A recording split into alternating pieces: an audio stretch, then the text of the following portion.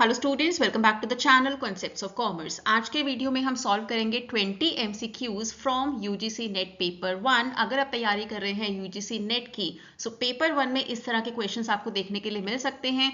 अगर आप preparation already शुरू कर चुके हैं, सो यहाँ पर आप अपनी प्रिपरेशन चेक कर सकते हैं और अगर किसी भी क्वेश्चन में आपको प्रॉब्लम होती है, उसका सोल्यूशन भी यहाँ पर आप समझ सकते हैं। सो पहला क्वेश्चन है, the average of 5 numbers is 20. If one number is removed, the average becomes 18. The removed number is, options हैं 18, 20, 28 और 30. पहले मैं आपको इसका करेक्ट आंसर बताती हूँ, उसके बाद I will tell you how we got that answer. Correct answer होगा ऑप्शन सी, दैट इज 28। अभी आंसर कैसे आया वो भी हम डिस्कस कर लेते हैं। सिर्फ पहले क्या है, हमारे पास 5 नंबर्स हैं, राइट। सो 5 नंबर्स का जो एवरेज हमारे पास है दैट इज 20।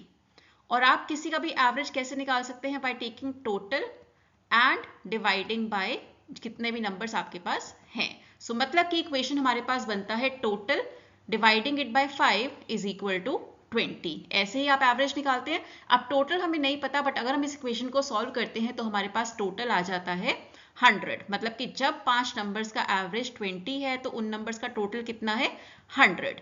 सिमिलरली जब आप एक नंबर को रिमूव करते हैं तो एवरेज बन जाता है 18। अब हमारे पास एवरेज है 18, टोटल अगेन हमें नहीं पता है, वो हम x एज्यूम कर सकते हैं। नंबर्स कितने हो जाते हैं अभी? 4, क्योंकि एक नंबर आप रिमूव कर चुके हैं। सो मतलब कि क्रॉस मल्टीप्लिकेशन से हम फाइंड आउट कर सकते हैं, जब एवरेज 18 है तो टोटल कितना है? 18 into 4 that is 72।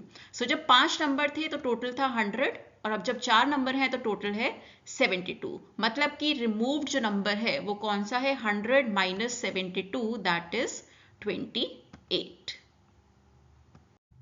If 60% of a number is 48, मतलब कि अगर 60% ऑफ एनी नंबर, जो नंबर हमें नहीं पता है उसे हम यहाँ पर x एज्यूम करते हैं, is 48, then the number is, options हमारे पास हैं 72, 80, 90 एंड 100। सो यहाँ पर सॉल्व करके देखते हैं।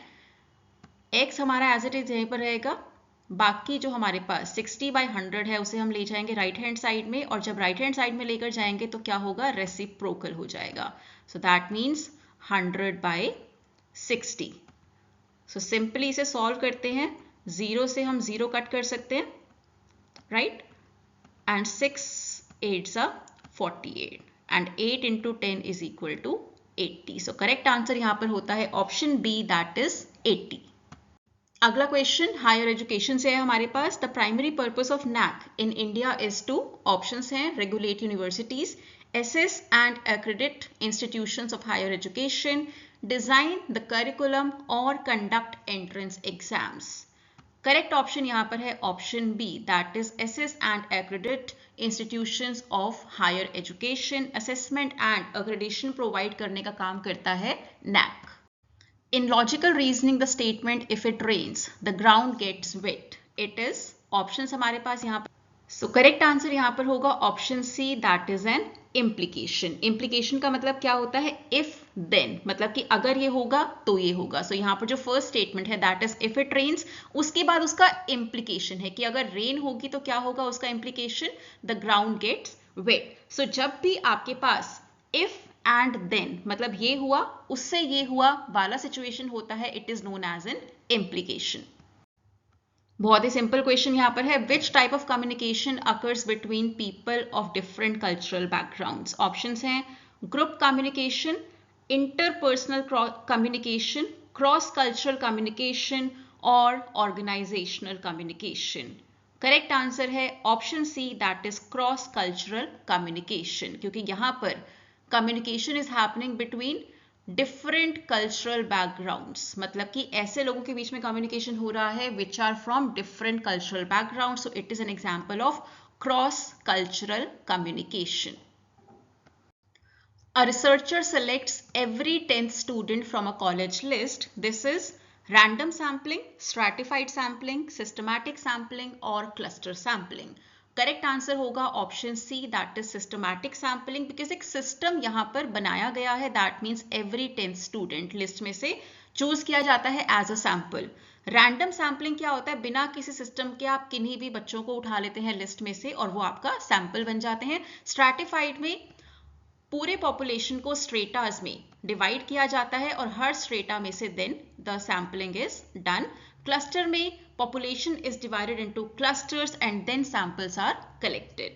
So correct answer होता है option C, that is systematic sampling.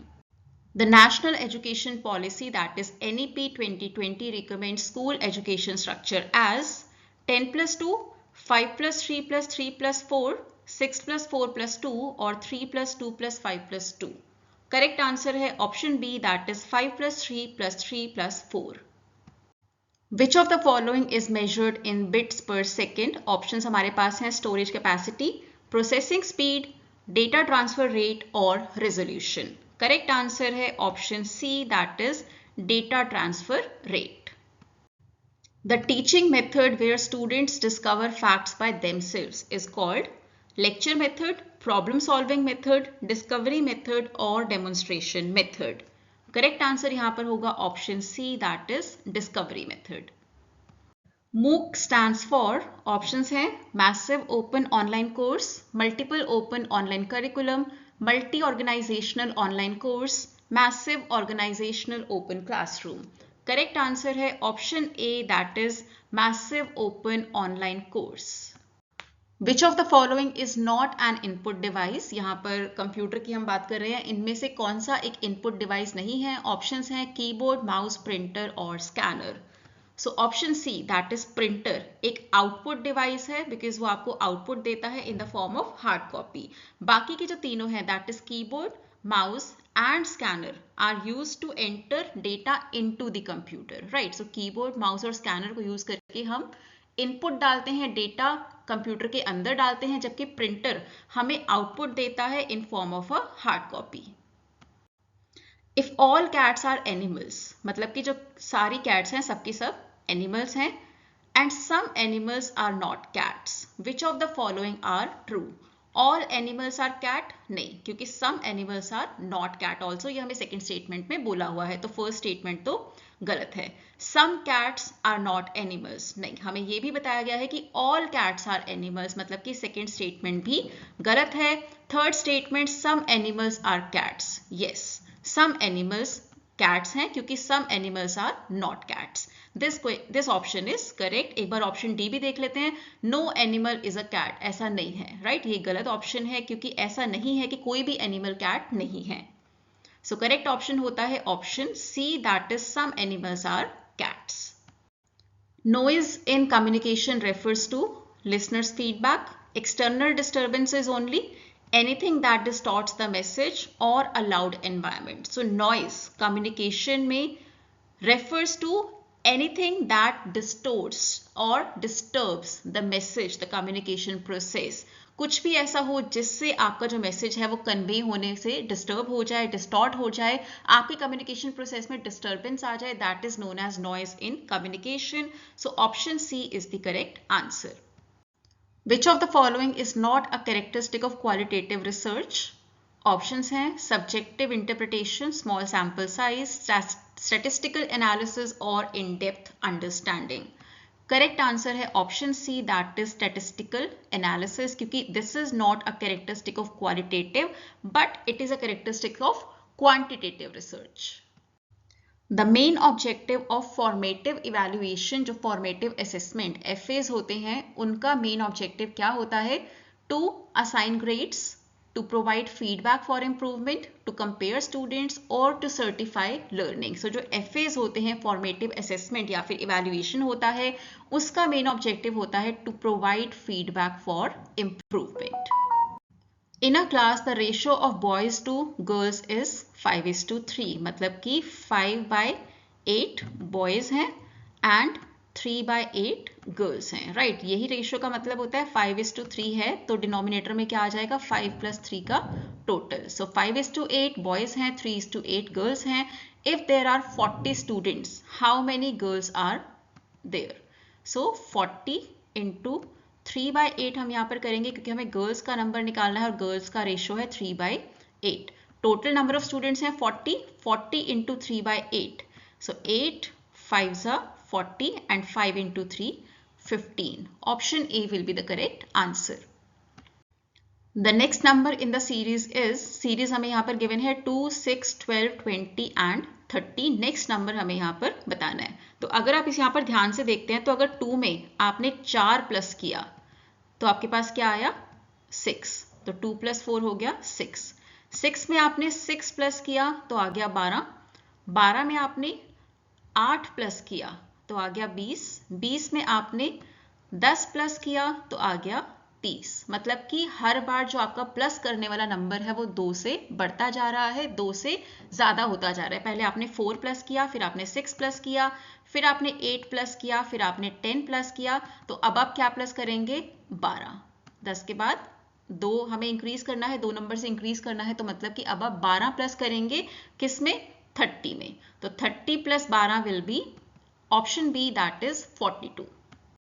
Next question है the average of first 10 natural numbers is, options हैं 4.5, 5, 5.5 और 6। तो जब भी आपके पास ऐसा क्वेश्चन होगा आपको क्या फॉर्मूला यूज करना है, n in bracket n plus 1 and you need to divide it with 2. so यहाँ पर n क्या है, n है 10। ब्रैकेट के अंदर 10 + 1 हो जाता है 11 और डिनोमिनेटर में आपके पास है 2।